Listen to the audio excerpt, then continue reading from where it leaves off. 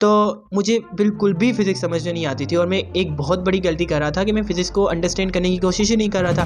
मैं जो आज आपको टिप्स बताऊँगा उसको आप स्टेप बाय स्टेप फ़ॉलो करना, 110% आपकी फ़िज़िक्स जो है वो स्ट्रॉन्ग होगी। अगर ना हो ना तो फिर आप यहाँ पे कमेंट में आके बताना, ठीक है? मैंने जब फ़िज़िक्स को एक बार अंडरस्टैंड किया ना, कॉन्सेप्ट को समझा, गाइज़ यार क्या मज़ा है ना फ़िज़िक्स में, सच में बता रहा हूँ। इतना मज़ा मुझे बायो में नहीं आ रहा था बिकॉज़ बायो मेरा एवर मेरा फ़ेवरेट सब्जेक्ट।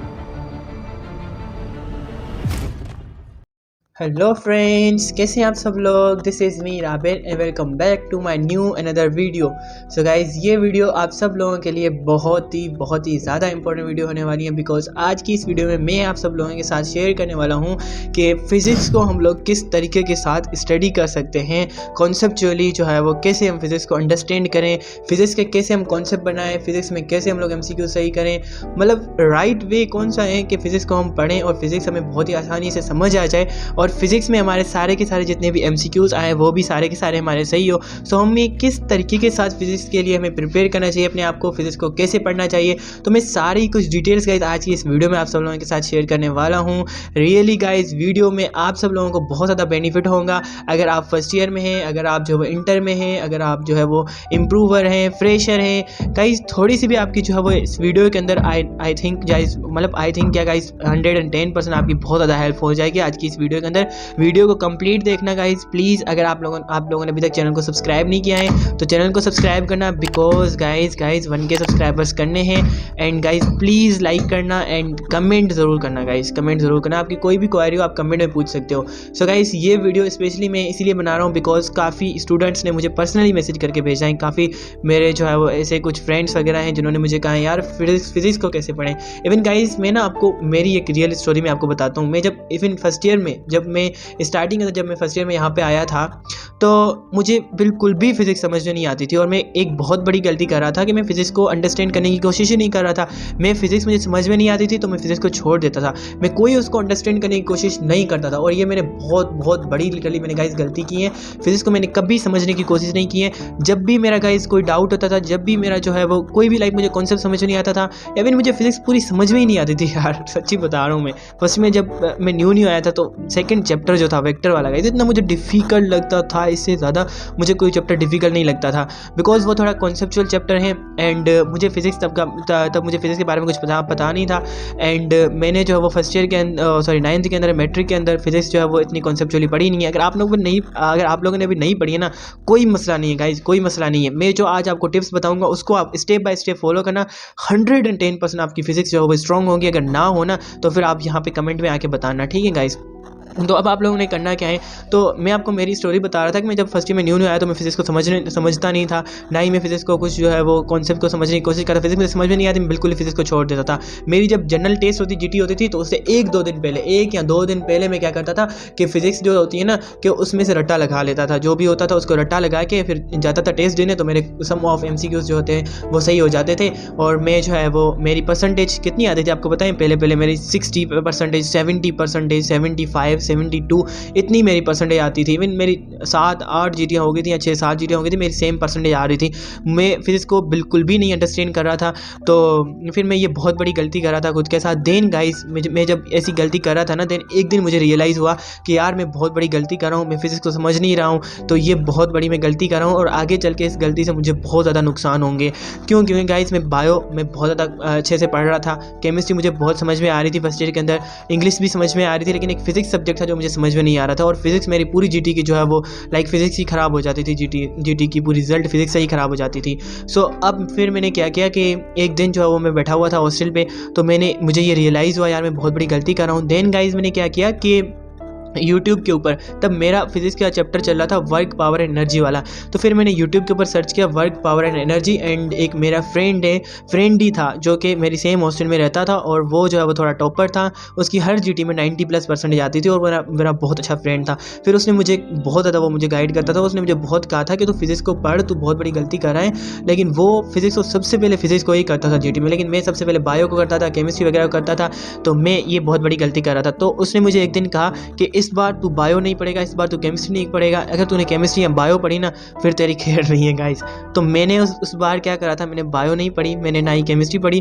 फिर मैंने पहली बार गाइस मैंने फिजिक्स को अंडरस्टैंड करने की कोशिश की, और फिजिक्स को मैंने अंडरस्टैंड करने की कोशिश की ना, तो मैंने फिजिक्स का वर्क पावर एनर्जी वाला चैप्टर था, उसमें मैंने बिलाल ज़ाया के मैंने लेक्चर लिए थे। और गाइस लिटरली गाइस फिर मैंने जब फिजिक्स को एक बार अंडरस्टैंड किया ना, कॉन्सेप्ट को समझा, गाइस यार क्या मज़ा है ना फिजिक्स में, सच में बता रहा हूँ। इतना मज़ा मुझे बायो में नहीं आ रहा था, बिकॉज बायो मेरा एवर मेरा फेवरेट सब्जेक्ट है, फॉर एवर मेरा सब्जेक्ट है, फेवरेट सब्जेक्ट है बायो। सो लेकिन मैं क्या करता था यार, फिर मैं हर जीटी में सबसे पहले फिजिक्स को करने लगा था। फिजिक्स के कॉन्सेप्ट में गाइस मुझे इतना ज़्यादा मज़ा आने लगा था ना यार, क्या मैं बताऊँ आप सब लोगों को। और मैंने गाइस जब पहली मेरी अपनी जीटी दी ना गाइस, जब मैंने अपनी जीटी दी, वर्क पावर एनर्जी वाले चैप्टर को मैंने बहुत अच्छे से करके इसको, गाइस पता है मेरी फर्स्ट जीटी, उस फर्स्ट जीटी के अंदर मेरी आई थी 88% आ गई थी गाइस। लिटरली गाइस मैं इतना ज़्यादा अप्रिशिएट हो गया था, इतना ज़्यादा मैं खुश हो गया था ना यार, मैं कुछ बता नहीं सकता था आपको सच्ची में। तो फिर मैंने जब फिज़िक्स को समझा, और लिटरली गाइस मुझे इतनी अच्छी रिज़ल्ट मिली ना, जब मैंने फिज़िक्स को समझ के फिज़िक्स मैंने कॉन्सेप्ट वगैरह समझे, तो गाइस मुझे मज़ा आ गया था फिज़िक्स के अंदर यार। अब मैंने क्या किया था एक्चुअली में ऐसा, कि मेरी फिज़िक्स इतनी ज़्यादा वीक थी, तो मैंने ऐसा एक्चुअली में क्या किया था कि मेरी फिज़िक्स जो है वो इतनी अच्छी हो गई है, और मैंने एक्चुअली में कैसे कॉन्सेप्ट वगैरह बिल्डअप किए, कहाँ से मैंने लेक्चर लिए हैं, फिज़िक्स को कैसे मैंने अंडरस्टैंड किया है, तो वो मैं सब कुछ आपको बताने लगा हूँ। ठीक है गाइस, अभी वीडियो को बहुत ही फोकस के साथ देखना। चलो गाइस मैं आपको बताता हूँ कि देखो फिज़िक्स के अंदर होते हैं कॉन्सेप्ट, ये तो आपको पता है यार, आप सब लोगों को पता होगा कॉन्सेप्ट होते हैं। अब उन कॉन्सेप्ट को आपने कैसे बिल्डअप करना है, देखो सिंपल सी बात है गाइस। आप फिज़िक्स को ऐसे पढ़ो, पॉइंट नंबर 1, आप फिज़िक्स को ऐसे पढ़ो कि आप किसी और बंदे को आराम से समझा सको उसको एज अ टीचर। लाइक जैसे हमें सर पढ़ा रहे हैं ना, जैसे हमें सर लेक्चर दे रहे हैं, ऐसे आप सेम वर्ड के अंदर किसी अदर बंदे को सेम कॉन्सेप्ट जो है वो डिलीवर कर सको, इस तरीके के साथ आप पढ़ो। आप ऐसे पढ़ो कि मैं जो है वो ये टॉपिक जो है वो किसी और बंदे को बहुत ही सिंपल वर्ड्स के अंदर मैं उसको समझा सकूँ। तो आप उस तरीके से आप पढ़ो। आप ऐसे ना पढ़ो कि यार मैं ये पढ़ रहा हूँ, मैंने ये रट्टा लगा लिया। कैसे रट्टा? जस्ट सपोज हम इलेक्ट्रोमैग्नेटिज्म की हम बात करते हैं कि what is actually the electromagnetism, electromagnetism क्या है या मैग्नेटिज्म एक्चुअली में क्या है। तो आप इनमें से एक्चुअली में क्या बोलेंगे यार, आपने तो जस्ट कि एक रट्टा लगाया हुआ होगा ना कि भाई के रट्टा लगाया हुआ है हमने कि ये जो इलेक्ट्रोमैग्नेटिज्म की जो है वो डेफिनेशन है, इसको हमने सिंपल सा रट्टा लगा लिया। इसके बियॉन्ड एक्चुअली में कॉन्सेप्ट कौन सा है उसको जो है वो आपने जो है वो समझा ही नहीं है। जैसे कि देखो जस्ट सिंपल वर्ड के अंदर आपने इलेक्ट्रोमैग्नेटिज्म का क्या होगा कि भाई magnetic effect of the current is called electromagnetism. आपने ऐसा ही पढ़ा है ना। तो लेकिन यार मैग्नेटिक इफेक्ट ऑफ करंट ये क्या है, इसके बियॉन्ड रीज़न क्या है, या ये एक्चुअली में कैसे होता है, क्या क्या होता है, तो इन सब के बियॉन्ड आप जैसे जाएंगे, इन सब के बियॉन्ड आप कॉन्सेप्ट को समझने की कोशिश करेंगे तो आपको रियली बहुत ज़्यादा मज़ा आएगा, आपको बहुत ज़्यादा फील होगी। फिजिक्स को फील करना है आपने, रट्टा नहीं लगाना है, और फिजिक्स को समझना है आप लोगों ने। अब कैसे आप सब लोग फिजिक्स को समझना है मैंने आपको बताया। पहले आप इस तरीके के साथ पढ़ें कि आप किसी अदर और जो बंदा जो है उसको आप समझा सकें। अब चलो ठीक है, आपने बोला कि भाई ये बात हमें समझ में आ गई। अब सेकंड हम क्या करें, सेकंड आप क्या करें कि हर एक चीज़ को आप नोट डाउन करते जाएं। जो सर बोल रहे हैं ना, ऐसा करने के लिए आपने क्या होगा कि जो सर बोले, इवन सर जो बोल रहा है ना अपने मुंह से जो जो वर्ड बोल रहे हैं आप उनको नोट डाउन करें, उनको कॉपी के अंदर note. I know guys, I know ये बहुत ज़्यादा मतलब लेंदी हो जाएगा, और इतना गाइज 30 मिनट्स का 40 मिनट्स का लेक्चर लिखना तो ये बहुत ज़्यादा लेंदी हो जाएगा। लेकिन पता है गाइज मैंने रेगुलर क्लासेस के अंदर ये किया हुआ है, फर्स्ट ईयर के अंदर एज वेल एज इंटर के अंदर जो सर बोलते हैं वो मैं सब कुछ नोट डाउन करता हूँ, और उसके अकॉर्डिंग फिर मैं अपना कॉन्सेप्ट बना लेता हूँ, एंड देन मैं फिर जो वो अपने वर्ड्स के अंदर उसको जो अच्छे से एक्सप्लेन कर सकता हूँ। तो अब आप सब लोगों के पास इतना टाइम नहीं होगा। आई नो आप फ्रेशर होंगे या इम्प्रूवर होंगे अभी, तो इम्प्रूवर हो आप लोग तो आपके पास तो इतना टाइम नहीं होगा। तो आप लोगों ने क्या करना है, सिंपल सा गाइस कॉन्सेप्ट बनाने हैं। कॉन्सेप्ट बनाने में कैसे बनाने, आपने ऐसे समझना है फिजिक्स को कि आप किसी अदर बंदे को समझा सको। एंड देन सेकंड पॉइंट क्या है कि आप फिजिक्स के कॉन्सेप्ट जो है वो उसको बिल्डअप करें। कॉन्सेप्ट बिल्डअप करने के लिए आपने क्या होगा, हर एक चीज़ को नोट डाउन करना है। हर एक चीज़ आपने नोट डाउन कर ली, और उसके बाद आपने थर्ड नंबर पर आपने क्या करना है कि उसको ना गाइस विजुलाइज आपने करना है। कैसे आपने विजुलाइज करना है, जस्ट सपोज कि हम इलेक्ट्रोमैग्नेटिज्म पढ़ रहे हैं, तो इलेक्ट्रोमैग्नेटिज्म के अंदर हमें पता है क्या होता है कि जब हम किसी भी चीज़ में से हम करंट को पास कराते हैं या किसी कंडक्टर में से हम करंट को पास कराते हैं तो वो कंडक्टर क्या हो जाता है, मैग्नेट बन जाता है।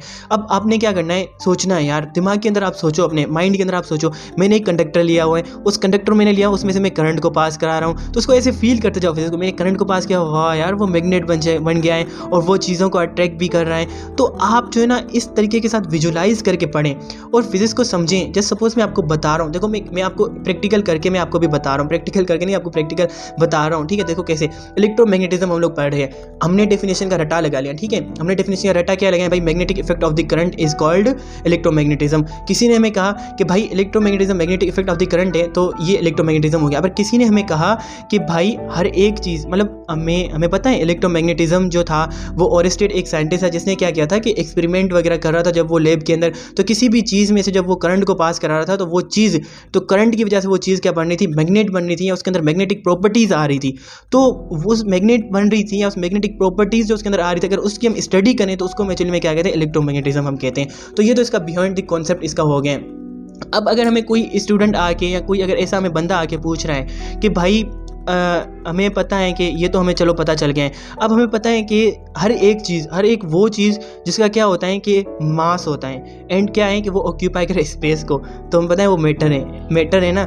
अब मैटर किससे मिलके बना हुआ होता है, एटम से मिलके बना होता है, स्मॉलेस्ट पार्टिकल। एटम्स के अंदर क्या होते हैं गाइस, इलेक्ट्रॉन्स होते हैं, और वो इलेक्ट्रॉन्स क्या कर रहे होते हैं गाइस, मूव कर रहे होते हैं, है ना। न्यूक्लियस के अराउंड इलेक्ट्रॉन क्या कर रहे होते हैं, स्टेशनरी ऑर्बिट्स के अंदर, या वो जो शेल्स वगैरह जो होते हैं या उनके तरह एक्चुअली में क्या कर रहे होते हैं, वो रोटेट कर रहे होते हैं। अब देखो इलेक्ट्रॉन के ऊपर भी क्या है, चार्ज है ना गाइस, इलेक्ट्रॉन के ऊपर भी चार्ज है, नेगेटिव चार्ज, तो वो भी क्या कर रहे हैं, वो भी मूव कर रहे हैं न्यूक्लियस के अराउंड। तो वो चीज़ों को अट्रैक्ट क्यों नहीं करते, वो क्यों नहीं मैग्नेट बन जाती हैं, उसकी वजह से वो चीज़ों को क्यों नहीं अट्रैक्ट करते हैं। Question arises here is that कि वो एटम जो है या वो मैटर जो है वो मैग्नेट क्यों नहीं है, बताओ ना गाइस, अब क्यों नहीं है। अब behind the concept I know काफ़ी आप में से स्टूडेंट होंगे जिनको पता होगा इनके बारे में, अगर किसी को नहीं पता है तो चलो मैं आपको बता देता हूँ। देखो मैटर जो होता है ना, मैटर उसके अंदर जो इलेक्ट्रॉन्स वगैरह जो होते हैं इनकी होती है स्पिन, एक होती है क्लॉकवाइज और एक होती है एंटी क्लॉकवाइज स्पिन। तो मैटर जो होता है ना या एटम वगैरह जो होता है, तो ये क्या होता है, चार्ज तो हमें पता है क्या होता है कि चार्ज इनकी क्या होती है, बैलेंस्ड होती हैं। जितने प्रोटॉन होते हैं उतने इसके अंदर क्या होते हैं, जितने प्रोटॉन होते हैं उतने इसके अंदर क्या होते हैं, इलेक्ट्रॉन्स होते हैं। तो मतलब ये इसकी चार्ज तो बराबर होती हैं, मतलब ये क्या है कि न्यूट्रल हैं, पता है न्यूट्रल तो हैं। लेकिन अगर हम इसकी देखें तो मैग्नेटिकली ये मैग्नेटिकली भी, इलेक्ट्रिकली भी न्यूक्लियस है, सॉरी न्यूट्रल है, एज वेल एज मैग्नेटिकली भी ये क्या है, न्यूट्रल है। कैसे मैग्नेटिकली, मतलब इनकी जो है वो clockwise as well as anti clockwise spin क्या होती हैं, बैलेंस्ड होती हैं। सो दैट्स वाई ये क्या है कि किसी भी चीज़ों को अट्रैक्ट नहीं करते हैं। चलो ठीक है, अब ये बात हमें समझ में आ गई है, ठीक है, कि भाई हमने फिजिक्स को कॉन्सेप्चुअली पढ़ना है, बहुत अच्छे से हर एक चीज़ को नोट डाउन करना है, देन फिजिक्स को हमें फील करना है, विजुलाइज हमें करना है, फिजिक्स को हमें जो है वो रट्टा नहीं लगाना है, और फिजिक्स के जो है वो हमें ज़्यादा से ज़्यादा फिजिक्स को हमें टाइम देना है, और क्या करना है, हमें नोट्स बनाने हैं अच्छे से, टीचर को हमें फॉलो करना है अच्छे से, और जो है वो आप सब लोगों ने क्या करना है, कॉन्सेप्चुअली तो वैसे भी आप सब लोगों ने पढ़ना ही है। तो ये मैंने आप सब लोगों को थोड़ा सा जो है वो मैग्नेटिज्म, इलेक्ट्रोमैग्नेटिज्म के बारे में मैंने गाइस आपको कॉन्सेप्चुअली गाइस मैंने आपको बताया था कि किस तरीके के साथ होता है। अगर इसके बाद अगर हम नेक्स्ट चैप्टर के ऊपर चलें, जस्ट सपोज हम इलेक्ट्रोमैग्नेटिज्म के अंदर क्या पढ़ के आए हैं कि भाई कि किसी भी चीज़ में से या किसी भी कंडक्टर में से हम क्या करते हैं कि करंट को पास कराते हैं तो वो चीज़ क्या बन जाती है, मैग्नेट बन जाती है। हम पढ़ के आए ना। तो करंट के अंदर ऐसा क्या होता है गाइस, अगर कोई आपसे पूछे, जस्ट सपोज मैं आपसे पूछ रहा हूँ, ठीक है, करंट के अंदर ऐसी कौन सी टेरिबल थिंग होती है जिसकी वजह से वो क्या बन रही है, वो चीज़, वो कंडक्टर मैग्नेट बन रहा है। क्या है ऐसा करंट के अंदर कि जिसकी वजह से वो जो है वो चीज़ें, वो कंडक्टर जो मैग्नेट बन गया है, मुझे बताओ ना, आप मुझे एक्सप्लेन करके दो। तो ये होता है गाइस कॉन्सेप्चुअली, इसको हम कहते हैं कॉन्सेप्चुअली पढ़ना, बिहाइंड द रीज़न हमें जाना, और हमें सारी चीज़ों का पता चले, हमें सब चीज़ों को फील हम करें, एंड देन हम पढ़ेंगे ना तो मज़ा भी आएगा बहुत ज़्यादा। अब मैं आपको बताऊं कि एक्चुअली में चीज़ें जो होती हैं ना, चीज़ें जो बनती हैं, मैग्नेट या कोई भी कंडक्टर मैग्नेट बनता है, तो वो करंट की वजह से मैग्नेट नहीं बनता है गाइस। ये मैग्नेटिक प्रॉपर्टी जो होती है ये एसोसिएटेड होती है चार्ज के साथ। अब आप बोलेंगे यार चार्ज के साथ कैसे भैया, थोड़ा सा एक्सप्लेन करके बताओ। चलो मैं बताता हूँ आपको। देखो चार्ज के साथ कैसे, कि जब किसी भी चीज़ में से आप करंट को पास कराते हो तो हमें पता है क्या है कि फ्लो ऑफ चार्जेस क्या है भाई, करंट है ना। तो अब वो चार्जेस उसके अंदर जो फ्लो कर रही है ना, जब कोई भी चार्ज मूव करती है तो वो चार्ज क्या बन जाती है, मैग्नेट बन जाती है। अब किसी भी कंडक्टर में से आप जब चार्जेस को फ्लो करा रहे हो, कंटिन्यूसली चार्जेस को फ्लो करा रहे हो, तो वो कंटिन्यूसली क्या है, मैग्नेट है। तो उसके अंदर क्या है कि चार्जेस फ्लो करें तो वो चार्जेस मैग्नेट बन जाती हैं, और वो चार्जेस मैग्नेट जब बन जाती है ना, तो रिजल्टेंट के अंदर वो जो कंडक्टर जो होता है वो पूरा का पूरा मैग्नेट शो होता है। तो मैग्नेटिक प्रॉपर्टीज एसोसिएटेड विथ किसके साथ होती हैं, वो चार्ज के साथ जो है वो एसोसिएटेड होती है। अब आप बोल रहे होंगे यार भैया आप लेक्चर दे दे रहे हो या मैं फिजिक्स समझा रहे हो? यार मैं फिजिक्स समझा रहा हूँ आपने कि इस तरीके के साथ आपने पढ़नी है, फिजिक्स के हर एक कॉन्सेप्ट को आपने फील करना है, अच्छे से आपने फिजिक्स को अंडरस्टैंड करना है, सारी चीज़ों को आपने समझना है, देन आपने पढ़ना है। अब हम नेक्स्ट चैप्टर के ऊपर आते हैं, किसके ऊपर? इलेक्ट्रोमैग्नेटिक इंडक्शन के ऊपर। देखो मुझे ये बताओ इलेक्ट्रोमैग्नेटिक इंडक्शन क्यों चैप्टर है भाई? What is actually the reason of electromagnetic chapter के भाई वो क्यों है, या इलेक्ट्रोमैग्नेटिक चैप्टर का एक्चुअली में क्या है, थीम क्या है? What is actually the theme of electromagnetic induction? आप मुझे बता सकते हो? देखो इलेक्ट्रोमैग्नेटिज्म के अंदर क्या पढ़ रहे थे? इलेक्ट्रोडायनामिक्स के बारे में पढ़ रहे थे कि भाई जब कोई भी चार्ज होती है ना, मूव करती हैं, तो उसके बिहेवियर के बारे में स्टडी करते हैं, तो उसको हम इलेक्ट्रोडायनामिक्स कहते हैं। और इलेक्ट्रोडायनामिक्स की स्टडी हम कर रहे थे किसके अंदर? इलेक्ट्रोमैग्नेटिज्म के अंदर। इलेक्ट्रोमैग्नेटिज्म के अंदर हम ये पढ़ के आए थे, किसी भी चीज़ के अंदर जब हम करंट को फ्लो कराते हैं, चार्जेस को फ्लो कराते हैं, या करंट को फ्लो कराने की वजह से वो कंडक्टर जो होता है वो क्या होता है? मैग्नेट बन जाता है। Sorry guys. सो अब एक्चुअली में क्या होता है कि इलेक्ट्रोमैग्नेटिक इंडक्शन के अंदर हम चलते हैं तो क्या होता है कि जब साइंटिस्ट ने ये सोचा, गाइस देखो साइंटिस्ट ने ये सोचा कि अगर हम किसी भी चीज़ में से हम करंट को पास कराते हैं तो वो चीज़ क्या बन जाती है? मैग्नेट बन जाती है ना। तो साइंटिस्ट ने ये सोचा कि अगर करंट की वजह से चीज़ें मैग्नेट बन रही है ना, क्या अगर करंट की वजह से चीज़ें जो है वो मैग्नेट बन रही हैं, तो क्या है कि मैग्नेट की वजह से भी चीज़ों के अंदर करंट बनना चाहिए, और मैग्नेट की वजह से जो चीज़ों के अंदर करंट जो बनता है, अगर उसकी हम सारी की सारी स्टडी जो होती है वो कम किसके अंदर कर रहे होते हैं? हम कर रहे होते हैं इलेक्ट्रोमैग्नेटिक इंडक्शन के अंदर। सब अब आपको समझ में आ गया होगा कि एक्चुअली में इलेक्ट्रोमैग्नेटिक इंडक्शन क्या होता है, क्या नहीं होता है। इन सिंपल वर्ड के अंदर हम ये बात पढ़ के, उसके बाद आपने डेफिनेशन भी पढ़ी होगी कि जब किसी भी कॉइल में से फ्लक्स चेंज होता है या कोई भी कंडक्टर मैग्नेटिक फील्ड लाइंस को कट करता है मींस कि वो ऑब्लिक एंगल से पास होता है अदर देन 0 डिग्री या 90 डिग्री, तो वो क्या होता है कि उस कंडक्टर के अंदर या उस कंडक्टर के अंदर या उस कॉइल के अंदर क्या होती है कि ईएमएफ या करंट एक इंड्यूस हो जाता है। अब ईएमएफ या करंट वो इंड्यूस क्यों होता है? जब मैग्नेटिक फ्लक्स ही जो है वो चेंज होता है तब क्यों होता है? जब मैग्नेटिक फ्लक्स बनता है तब क्यों नहीं होता है ना। जस्ट सपोज हम जो है ना, जस्ट सपोज ये जो है वो मैं दो चीज़ें ले, चलो ठीक है मैं 2 पेन्स ले लेता हूँ, ठीक है गाइस, मैं 2 पेन्स ले लेता हूँ, ठीक है। अब ये एक पेन जो है ये एक कोई भी जो है ना, ये कोई भी एक कॉइल है, ठीक है, और ये कोई भी एक मैग्नेट है, ठीक है। तो ये मैंने मैग्नेट यहाँ पे रखा हुआ है, एक कॉइल यहाँ पे रखी हुई है, ठीक है मैंने। तो अब यहाँ पे क्या होता है कि मैं जो है वो इस मैग्नेट को मैं जब जैसे मैंने पास ले आके जब मैंने यहाँ पे रख दिया कॉइल के पास, तो इस मैग्नेट जो होता है उसकी क्या होती है? हमें पता है मैग्नेटिक फील्ड लाइन्स होती हैं। तो वो मैग्नेटिक फील्ड लाइन जो होती है एक्चुअली में क्या कर रही होती है? इस कॉइल में से पास हो रही होती है। तो जब मैग्नेटिक फील्ड लाइन कॉइल में से पास होती है तो कॉइल का क्या होता है? मैग्नेटिक फ्लक्स चेंज होता है। जब कॉइल का मैग्नेटिक फ्लक्स चेंज कॉइल का मैग्नेटिक फ्लक्स बढ़ जाता है ना, जब मैग्नेटिक फील्ड लाइन पास हो रही है तो कॉइल का मैग्नेटिक फ्लक्स बढ़ जाता है, या मैग्नेटिक फ्लक्स ये क्या रहता है? कांस्टेंट रहता है। व्हाई? बिकॉज ये जो आपका मैग्नेट जो है ना आपने जो रखा है ये स्टेशनरी है, ये एक ही जगह के ऊपर पड़ा हुआ है। तो यहाँ पे इसके अंदर जो मैग्नेटिक फ्लक्स जो बनेगा ना वो कॉइल के अंदर कौन सा होगा? कांस्टेंट मैग्नेटिक फ्लक्स बनेगा। अब यहाँ पे कांस्टेंट मैग्नेटिक फ्लक्स जो बन रहा है ना, तो अब यहाँ पे आपने क्या करना है? देखो अगर ये कांस्टेंट मैग्नेटिक फ्लक्स बन रहा है तो यहाँ पे कोई भी ईएमएफ या करंट वगैरह इंड्यूस नहीं होगा। अब ऐसा एक्चुअली में क्या होता है यार, यहाँ पे ना law of conservation of energy obey होता है कि या हम कोई भी फील्ड वगैरह देखते हैं ना, कोई भी फील्ड जैसे ग्रेविटेशनल फील्ड वगैरह हो गई हैं, तो यार इनकी ना एक प्रॉपर्टी होती है कि ये क्या करते हैं कि एनर्जी जो होती है ये क्या करते हैं कि किसी वन फॉर्म ऑफ एनर्जी को अनदर फॉर्म ऑफ एनर्जी के अंदर चेंज करते हैं, या ये क्या करते हैं कि एक एनर्जी को क्या करते हैं कि स्टोर करते हैं, ठीक है, इन दी फॉर्म ऑफ लाइक किसी भी एनर्जी को ये स्टोर कर लेती हैं। देखो ये सपोज हम बात कर रहे थे कि ये एक पेन है मेरे हाथ में पड़ी हुई है, ठीक है। तो जब मैं इसके ऊपर जब मैं वर्क कर लेता हूँ ना, किसी भी फील्ड के अंदर जब हम वर्क करते हैं तो वो वर्क जो होता है स्टोर हो जाता है एज ए एनर्जी के अंदर। ये हर एक फील्ड की अलग अलग प्रॉपर्टी होती है गाइस। तो देखो ये जब मैं इस हाथ के ऊपर अपनी पेन को मैं रख रहा हूँ, तो जब मैंने इसको ऊपर हाथ को मैं ले जा रहा हूँ, जब मैं इसे ऊपर हाथ को ले जा रहा हूँ तो मैं work done against the gravity में कर रहा हूँ। तो work done against the gravity क्या हो रहा है कि इस पेन के अंदर एज ए पोटेंशियल एनर्जी जो है वो स्टोर हो जा रहा है, और पेन की क्या हो रही है? पोटेंशियल एनर्जी बढ़ जा रही है। तो इस तरीके के साथ होता है यहाँ पे कि जब जो है वो आपका मैग्नेटिक फ्लक्स जब तक कांस्टेंट रहता है तो ईएमएफ या करंट जो है इसलिए नहीं बनता है क्योंकि आप कोई इनपुट नहीं दे रहे हो। आप इनपुट नहीं दे रहे हो, आपने एक जगह के ऊपर यहाँ पे मैग्नेटिक फ्लक्स पड़ा हुआ है, एक जगह के ऊपर कॉइल पड़ी हुई है, आप कोई भी एनर्जी नहीं दे रहे हो। अगर आप कोई एनर्जी नहीं दे रहे हो तो आप जो है वो कैसे ये एक्सपेक्ट कर सकते हो कि भाई मुझे इसमें से जो है वो करंट या ईएमएफ मिलेगी? जब आप कुछ इनपुट ही नहीं दे रहे हो तो आपको आउटपुट में कैसे आपको कुछ मिलेगा? जब आप इनपुट में कुछ देंगे, जैसे आप क्या करेंगे, आप ये पेन क्या थी, ये मैग्नेट थी, ठीक है, ये कॉइल है। जैसे आप इनको बैक या ऐसे या आगे पीछे जब इसको आप मूव कराते हैं, तो जैसे आप मूव करा रहे हैं तो अपने हाथ की मदद से इसको मूव करा रहे हैं, तो यहाँ पे आप क्या करें, अपनी एनर्जी लगा रहे हैं। और ये जो आपकी एनर्जी जो होती है ना, ये क्या होती है कि ये जो होती है स्टोर हो जाती है इन दी फॉर्म ऑफ मैग्नेटिक, ये मैग्नेटिक फील्ड के अंदर इलेक्ट्रिकल एनर्जी के अंदर जो होती है, ये मैग्नेटिक फील्ड के अंदर इलेक्ट्रिकल एनर्जी की फॉर्म में स्टोर हो जाती हैं।